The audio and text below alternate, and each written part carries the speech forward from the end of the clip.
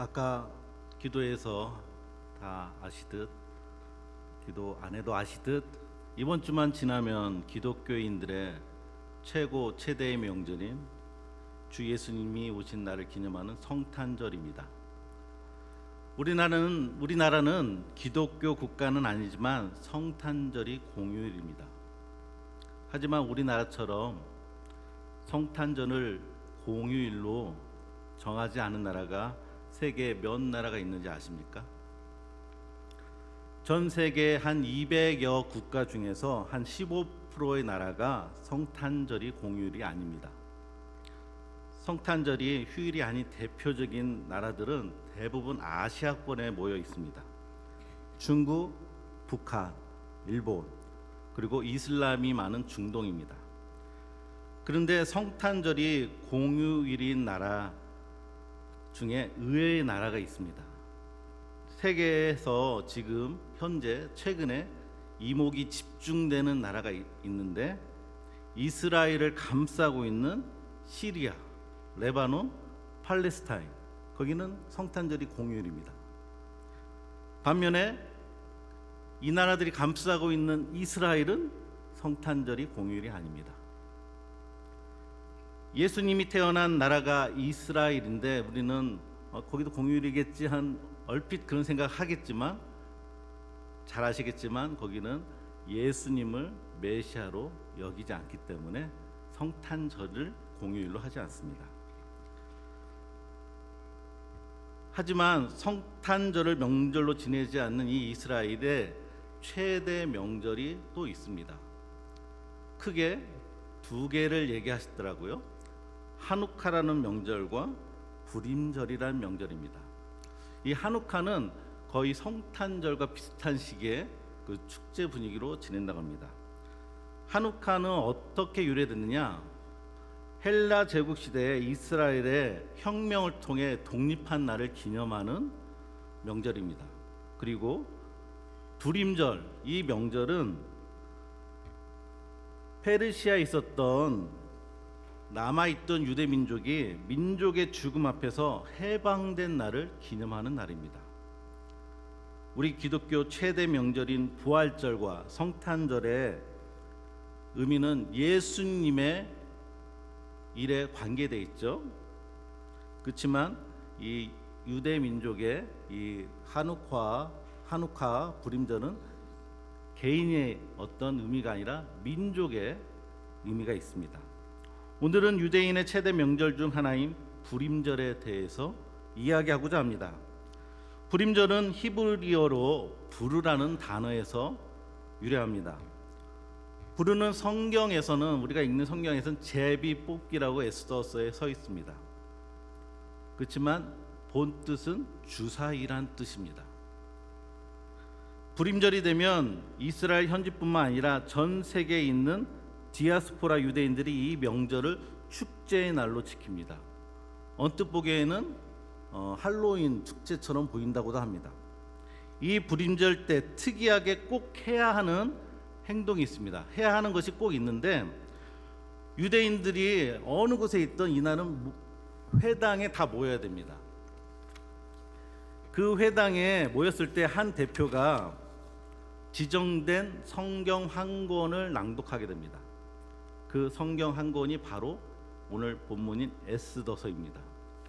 그리고 이 에스더를 읽는 중에 그를 듣는 회중들은 어떤 반응을 해야 되느냐? 에스더서의 등장인물 중에 하만이라는 인물이 있습니다. 하만이 불려지면 갑자기 온 야유와 함께 시끄러운 소음을 내는 것입니다. 꼭 그래야 되는 것입니다. 아직까지도 이 불임절 때마다 에스더를 읽으며 들으며 한 세대가 다음 세대에게 유대 민족의 이야기를 전달하고 합니다. 불임절에 에스더서를 꼭 읽는 것은 에스더의 이야기가 불임절이라는 그 명칭에 유래된 이야기가 담겨 있기 때문입니다. 그래서 잠깐 에스더서의 줄거리를 말씀드리고자 합니다. 에스더서의 배경은 이스라엘 민족이 바벨론 포로가 된 지 100년 후의 이야기입니다. 바벨론 포로에서 해방됐을 때 일부는 이스라엘로 돌아갔고 많은 다수가 바벨론에 남아서 바벨론 이후에 페르시아 제국 때에 남아있던 또 페르시아 제국이 또 수산성했던 유대인들의 이야기입니다. 등장인물로는 유대인인 모르드게와 에스더가 나옵니다. 둘의 관계는 사촌, 남매 관계입니다. 나이 차가 무지 많은, 지금으로 보면 거의 아빠와 딸의 나이 관계지만 과거에는 그런 경우가 있지 않겠습니까? 그래서 사촌 오빠와 사촌 여동생의 관계입니다. 이 에스더는 일찍이 부모를 잃고 이 사촌 오빠인 모르드게가 에스더를 양육하는 것입니다. 그리고 또 다른 등장인물은 이 페르시아 제국의 왕이었던 아하수에로 왕입니다. 그리고 페르시아 제국의 왕 다음으로 권력가로 나오는 하만이란 인물이 나옵니다. 이 하만이란 인물은 아말렉 족속입니다. 아말렉 족속은 유대 족속과의 거의 적대적인, 성경에서 계속 싸우는 민족으로 나오고 있습니다. 그래서 등장인물로만 봐도 하만과 모르드게의 관계를 어느 정도 알 수 있겠습니다. 이야기의 시작은 페르시아의 아하수엘 왕이 온 제국의 강요를 불러서 성대한 자치를 187일 동안 하는 이야기에서 시작됩니다. 그 잔치하는 동안에 이 왕이 조금 거나게 취했는지 아리따운 자기 왕후인 와스디를 잔치에, 남자들만 모이는 잔치에 오라는 것입니다. 근데 이 왕후인 와스디는 그것을 거절합니다. 그래서 화가 난 이 아하수에로 왕이 왕비를, 이 왕후를 폐위시키고 어떤 조서를 내리냐면요, 남편이 자기 집을 주관하여야 한다는 어떤 말도 안 되는 조서를 온 전역에 내립니다. 그렇게 한 거의 4년간 왕비 없이, 왕후 없이 지내다가 이젠 왕비가 필요하지 않습니까? 그래서 왕비를 뽑는데 거의 미인대회, 우리나라의 미인대회 아니면 세계적인 미인대회를 거쳐서 거기서 가장 마음에 드는 여인을 왕후로 뽑는데 그 왕후가 바로 에스더입니다. 그런데 이 에스더가 대회에 참가하고 그 과정 속에 성경에서 표현은 에스더의 어떤 능동적인 행동이 전혀 없습니다. 성경에서 보시면은 에스더는 그 미인대회에 자기가 자진해서 참석한 것도 아니고 끌려갔습니다. 그리고 전국에서, 전 제국 전역에서 온 여인들이 뽑히지 않으면 어떻게 될까요? 딱 한 명만 뽑지 않습니까? 뽑히지 않으면 어떻게 되냐면 그 여인들은 그냥 궁녀로 남습니다. 그러니까 가기 싫은 거죠. 아무튼 이 에스더는 이 참가하면서 사촌 오빠인 모르드게의 명령 하나 받습니다.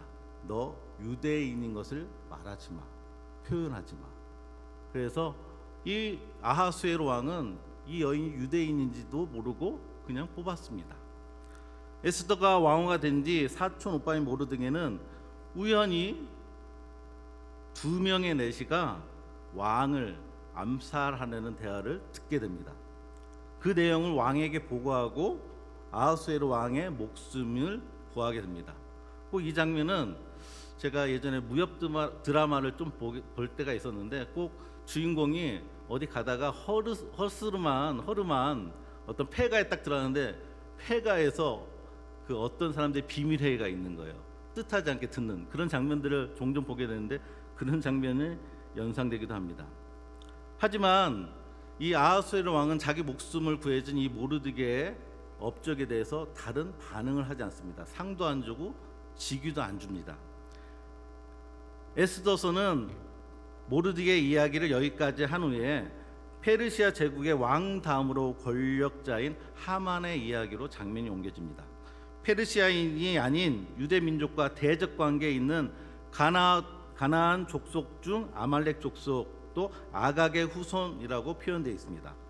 권력 2인자인 하만은 그 권력에 취해서 자신 앞에서 모든 자가 그에게 무릎을 꿇어야 한다는 명령을 내립니다. 그러니까 왕이 누리는 것을 누리고 싶은 건가 봅니다. 하지만 유대인인 모르드게는 그 앞에서 무릎을 절대 꿇지 않습니다. 하만은 하만은 무릎 꿇지 않는 모르드게에게 당연히 화가 났겠죠. 다 무릎 꿇는데 그 한 사람만 무릎을 꿇지 않기 때문에. 알고 보니 이 모르드게는 자기네 아말렉 족속과 항상 적대시되는 유대 족속이라는 것도 알게 됩니다. 그래서 이 하만은 모르드게 한 사람만 어떻게 처벌하고자 한 게 아니라, 벌을 주고자 하는 게 아니라, 이걸 빌미로 해서 유대 족속을 아예 말살시키려는 계획에 옮기게 됩니다. 그래서 이 하만은 아하수에로 왕, 또 이 아하수에로 왕은 이 에스더에서 계속 취해 있는 모습으로 나옵니다. 또 판단이 좀 흐릴 때, 그때 나가서 말장난을 통해서 유대 족속을 멸하는 것을 조서를 받아냅니다. 그리고 말살의 날을 어떻게 정하느냐, 바로 오늘 불임절의 유해인 부르, 주사위를 던져서 그 날을 정하게 됩니다. 그 달이 아달월 13일이라고 성경에 나와 있는데, 즉 이 주사위를 부른 날부터 언제 후냐, 11개월 정도 흐른 뒤에 유대인은 말살되게 이제 정해진 겁니다. 그렇게 왕의 명령이 떨어졌습니다. 에스더와 모르드게는 자신만 살려고 하지 않고 유대 민족 모두를 구하고자 계획을 세우게 됩니다. 이때 두 사람의 대화가 오늘 낭독된 본문입니다. 그것을 다시 한번 읽겠습니다. 14절부터 4장 에스더 4장 13절부터 17절입니다. 이것을 다 같이 읽겠습니다. 모르드게가 그를 시켜 에스더에게 회답하되, 너는 왕궁에 있으니 모든 유다인 중에 홀로 목숨을 건지리라 생각하지 말라. 이때 내가 만일 잠잠하여 말이 없으면 유대인은 다른 데로 말미암아 노임과 구원을 얻으려니와 너와 내 아버지 집은 멸망하리라. 내가 왕후의 자리를 얻는 것이 이때를 위함이 아닌지 누가 알겠느냐 하니, 에스더가 모르드게에게 화답하여 이르되, 당신은 가서 수산에 있는 유다인을 다 모으고 나를 위하여 금식하되 밤낮 3일을 먹지도 말고 마시지도 마소서. 나도 나의 시녀와 더불어 이렇게 금식한 후에 규례를 어기고 왕에게 나아가리니 죽으면 죽으리이다 하니라. 모르드게가 가서 에스더가 명한 대로 다 행하니라. 너무나 잘 알려진 구절입니다. 죽으면 죽으리라. 근데 이 단어가 참 특징이 있습니다. 에스더가 이 이전에는 어떤 능동적인 행동을 하나도 안 합니다. 말도 안 합니다. 수동적으로만 했습니다. 미인대에도 뽑혀갔고요, 끌려갔고요, 또 모르드게가 말하는 대로 자기가 유대인인 걸 말하지도 않고요. 근데 이때 처음으로 능동적으로 자기 의견을 내세웁니다. 그러면서 17절을 보면은 정반대로 모르드게가 에스더의 명령대로 행했다고 나옵니다. 그래서 에스더가 행한 첫 번째 계획은 에스더 왕후가 왕과 이인자인 하만을 초대하는 겁니다. 잔치에 초대하는 것입니다. 그리고 잔치를 마칠 때 에스더는 또 그 왕과 하만에게 내일도 잔치가 있으니 꼭 오세요 이렇게 약속을 받아냅니다. 그렇게 첫 번째 잔치가 끝나고 하만은 기분 좋죠. 왜냐하면 왕과 자신만 초대받았으니까. 정반대로 왕은 왜 얘만 불렀을까 좀 궁금해할 수도 있겠죠. 지금부터 첫 번째 잔치가 끝나고 단 하루 동안에 일어나는 일들입니다. 엄청난 일들이 이 하루에 일어납니다. 잔치 후 귀가하던 하만은 대궐에서 또 우연히 모르드게를 마주치게 됩니다. 그러면은 다른 사람은 무릎 꿇고 경배해야 되는데 모르드게는 본체 만취하고 지나갑니다. 그러면 또 화가 나, 기분 좋았다가 다시 기분이 나빠지죠.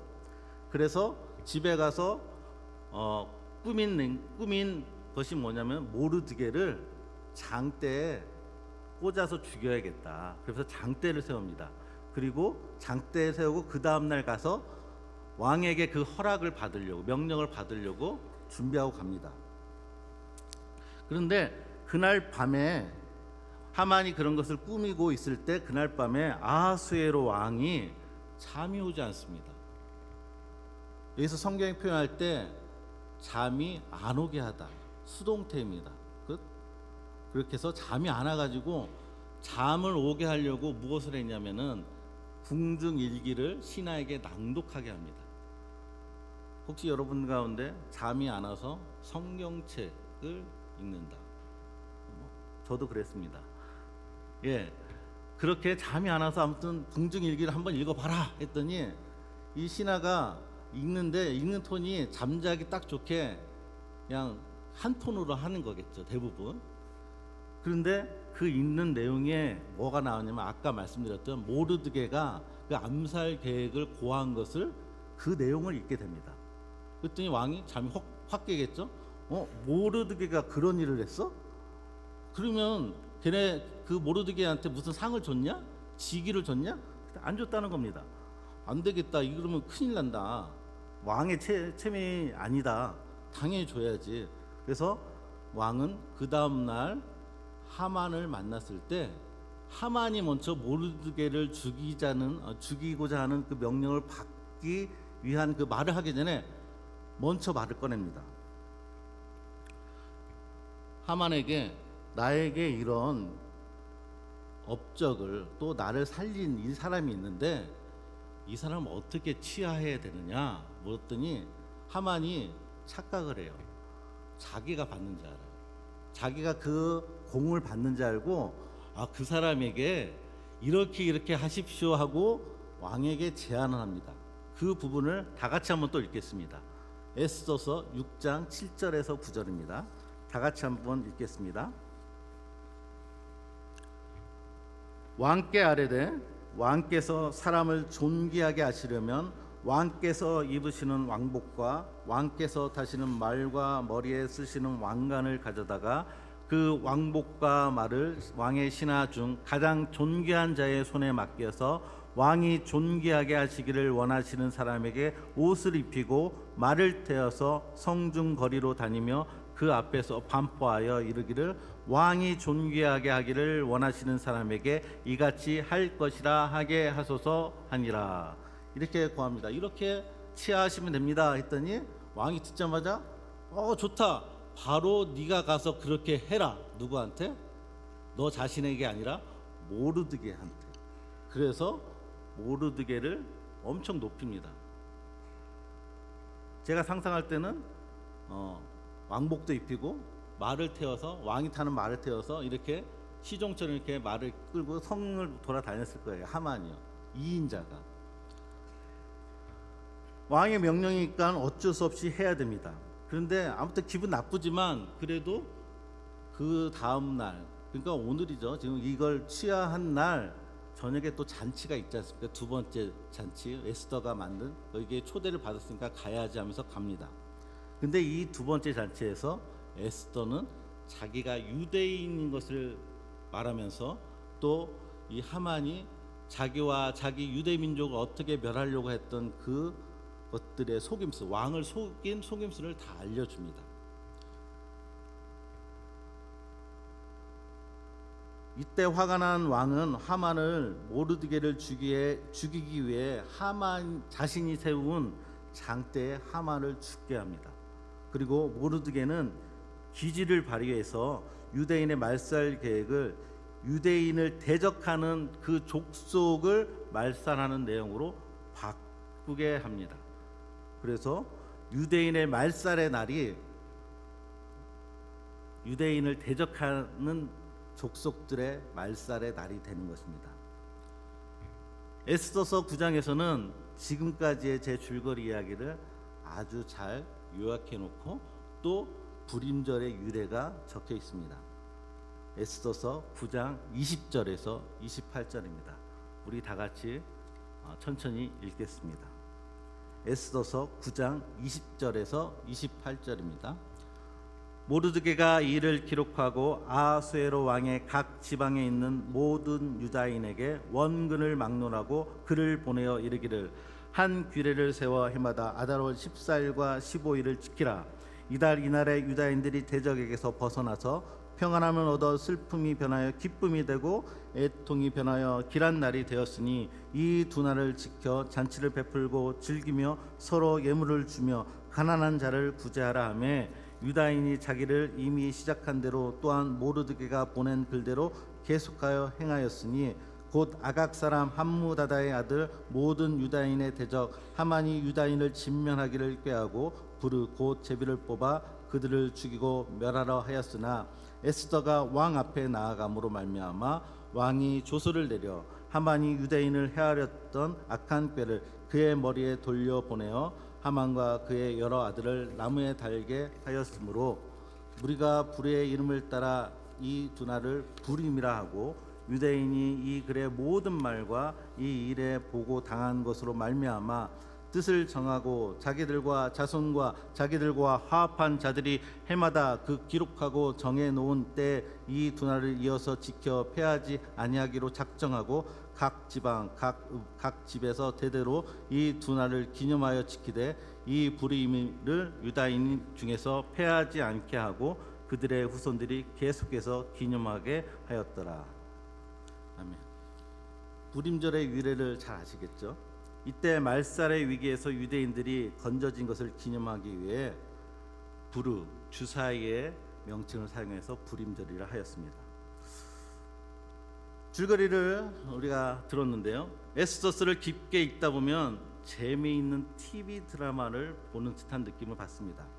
자신의 출생의 비밀을 숨기고 여러 가지 우연의 때마침을 통해 신분이 상승하고 그 이후에 극적인 순간에 자신의 출생의 비밀을 밝히면서 역전과 반전을 통해 원수를 갚는다는 우리가 익히 알고 있는 여러분들이 애청하는 드라마들 많지 않습니까? 현대의 많은 드라마가 에스더의 이야기 구조와 비슷한 것이 많다고 보여집니다. 하지만 오늘 저는 이 에스더서의 구절구절에 있는 우연을 통해 너무 흥미롭고 통쾌한 반전의 이야기를 세부적으로 말하려는 것이 아닙니다. 저는 에스더서 전반에 나타난 저자의 의도 중 하나를 말씀드리려 합니다. 혹시 제가 오늘 설교를 시작하고 지금까지 하나님이라는 단어를 사용하지 않았다는 것을 눈치채고 계십니까? 눈치채신 분이 있다면 에스더에 대해서 좀 공부하신 분이라고 생각됩니다. 오늘 저의 지금까지의 설교문에서와 같이 에스더서에서는 하나님이란 단어가 한 번도 나오지 않습니다. 저자가 의도적으로 하나님의 이름을 직접적으로 기술하지 않았습니다. 저도 오늘 설교를 준비하면서 하나님이라는 단어를 넣지 않고 작성해야겠다는 의도가 없었다면 설교 문장 곳곳에 자연스레 하나님이라는 단어가 들어갔을 것입니다. 에스더서의 저자는 하나님이라는 단어가 들어가야 할 부분에 의도적으로 하나님이라는 단어를 직접 언급하지 않으면서 에스더서에 나오는 모든 사건의 배후에는 하나님이 하시는 일, 즉 하나님의 섭리가 있음을 깨닫기를 원하는 것이었습니다. 하나님의 이름이 나오지 않는 에스더서, 오늘 설교로 정한 이유가 있습니다. 이제 몇 주 후면 2025년 새해가 시작됩니다. 2025년은 우리 교회의 새로운 사역인 복지법인 다문화 사랑도 본격적으로 일을 시작하게 됩니다. 다문화 사랑을 준비하면서 담임 목사님께서 다문화 사랑이 지금 이 시점에 왜 이 땅에 필요한지 여러 번에 걸쳐 말씀하셨습니다. 그리고 하나님의 은혜로 인가를 얻고 이 일을 시작하게 된다면은 월드 피플에서 하던 사역의 내용과 제일 크게 달라지는 것을 말씀하셨습니다. 그것은 기독교적인 내용을 싹 빼야 된다는 것입니다. 정부나 지자체 또는 기업들의 지원으로 법인이 꾸려지기에 그에 따른 법에 따라야 하기 때문입니다. 그래서 다문화 사랑의 공간에서는 예배도 서로의 호칭도 전도도 하면 안 된다는 이야기를 할 때 그 이야기를 듣던 월드피플에 있던 선교사님들께서 조금은 실망한 모습을 하였습니다. 그 마음 충분히 이해합니다. 하나님과 예수의 이름을 외치며 전도하며 선교의 사역을 평생 해왔고 은퇴와 함께 귀국하여서도 그 구령의 사역을 할 수 있다는 것에 힘든 내색하지 아니하시고 월드피플에 감사하면서 지금까지 사역을 하신 선교사님들, 갑자기 옆구리 콕 찔러도 하나님, 예수님, 주여라는 말이 반사적으로 나오는 분들에게 그 모든 것을 금한다는 것에 얼마나 낙심했을까요? 눈앞에 외국인들이 있는데 전도의 말을 한마디도 하지 못한다니 생각만 해도 얼마나 답답했을까요? 선교사님들뿐만 아니라 성도님들 가운데서도 비슷한 생각을 가지신 분도 계실 것입니다. 하지만 하나님의 이름이 거론되지 않는 에스더서의 사건들 뒤에 하나님이 하셨다는 것을 우리가 알 수 있듯이 앞으로 다문화 사랑의 사역을 통해 접하는 외국인들, 다문화 자녀들, 그리고 관계된 모든 자들이 하나님의 이름이 불리지 못하는 공간이지만 그 공간에 있는 동안, 그리고 그 공간에서 선교사님들과 직원들을 만나면서 그들이 하나님을 알 수 있을 거라 저는 믿습니다. 하나님의 이름이 없더라도 우리는 세상을 보며 나의 인생을 보며 하나님이 계신 것과 그 섭리를 깨닫습니다. 이제 다문화 사랑의 사역이 시작됩니다. 어쩌면 하나님의 이름뿐만 아니라 이 사역에 참여하는 우리들 역시 이름 없이 사역을 해야 할 것입니다. 직접적인 전도를 할 수 없게 영접하는 기도의 모습을 볼 수는 없지만 그들은 우리들의 이름 없는 사랑과 헌신과 봉사를 통해 우리들 뒤에 있는 하나님을 궁금해할 것입니다. 그리고 언젠가는 그 궁금해했던 하나님을 만나고 믿을 것입니다. 세상은 자신의 이름을 날리고자 하지만 우리는 오히려 하나님과 예수님을 높이고자 우리의 이름을 감추어야 합니다. 하지만 우리가 이름을 감추면서 일할 때마다, 이름 없이 일할 때마다 하나님은 우리의 모습을, 우리를 더욱 선명하게 기억할 것입니다. 마지막으로 하나의 한자를 제가 파자하면서 설교를 마치려 합니다. 여러분도 잘 알고 있는 한자, 이름명입니다. 그 이름명의 구성을 보시면은 저녁 석자에 입구자로 되어 있습니다. 이름을 풀이하자면 저녁에 불려지는 것의 이름이라는 것입니다. 저녁이 되면 모습이 보이지 않기에 이름을 불러야만 내가 찾는 사람을 찾을 수 있기 때문입니다. 이걸 반대로 해석하면은, 반대로 상황을 상상하면은 빛이 있는 낮에는 이름을 부를 필요가 없다는 것입니다. 찾는 사람의 모습을 볼 수 있기 때문에. 진정한 빛이시고 모든 빛의 근원이신 하나님 앞에 있다면 우리는 우리의 이름이 필요 없습니다.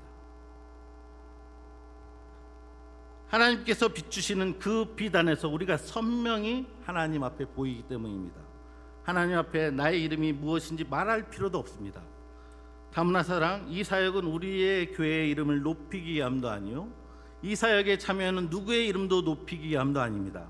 아무 이름 없이 하는 사역 속에서 하나님이 나타나셔야 하는 사역입니다. 요한복음 3장 30절을 제가 한 구절을 읽어드리겠습니다. 그는 흥하여야 하겠고 나는 쇠하여야 하리라 하니라. 앞으로 다문화 사랑의 사역 안에 하나님의 역사와 섭리가 더 크게 나타나도록 이 자리에 계신 사랑하는 성도 여러분, 앞으로 다문화 사랑의 사역에 지속적인 관심과 기도를 부탁드립니다. 기도하시겠습니다. 하나님 아버지, 지금까지 생명의 빛 예수마을교회와 월드피플과 다문화 사랑을 이끌어 주심에 감사합니다. 우리는 그저 순종할 뿐입니다. 우리의 순종이 없어도 하나님은 자신의 이름을 알릴 수 있지만 우리와 그 기쁨을 같이 하고자 우리를 부르시고 이끌어 주시며 순종하게 하심을 다시 깨닫습니다. 이제 시작이 오니 기뻐하며 감사하며 순종하며 하나님의 하실 일들을 보는 큰 은혜를 내려 주시옵소서. 예수님의 이름으로 기도드립니다. 아멘.